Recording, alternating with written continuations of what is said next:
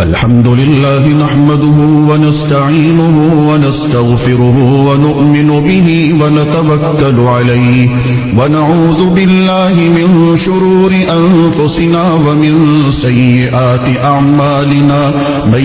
يهده الله فلا مضل له ومن يضلله فلا هادي له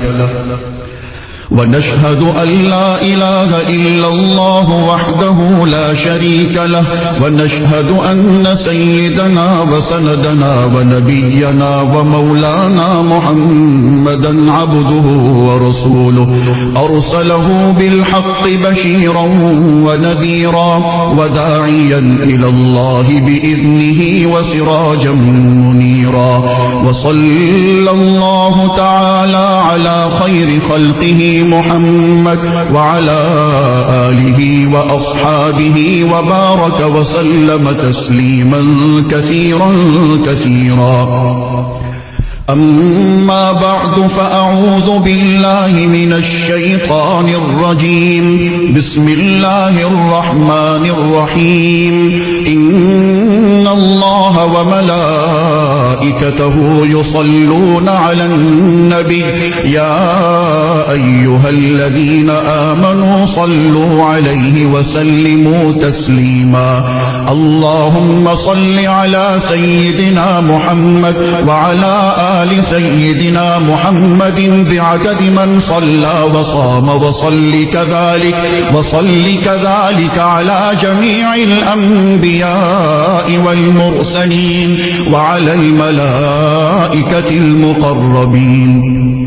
وعلى عباد الله الصالحين خصوصا على سيد المتقين والأبرار صاحب النبي في الغار والمزار أفضل الصحابة بالتحقيق خليفة النبي بلا فصل إمامنا أبي بكر الصديق رضي الله تعالى عنه وعلى الناطق بالصواب والعادل بالكتاب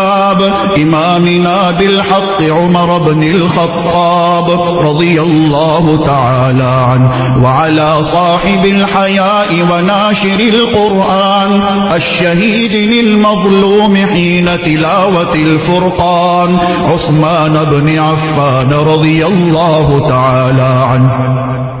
وعلى صاحب السيف والقضاء وناشر العلم والهدى أسد الله الغالب إمامنا علي بن أبي طالب رضي الله تعالى عنه وعلى السيدين السندين السعيدين الشهيدين أبي محمد الحسن وأبي عبد الله الحسين رضي الله تعالى عنهما وعلى سيدات الطاهرات بنات النبي المصطفى وأهل بيته المطهرة رضي الله تعالى عنهن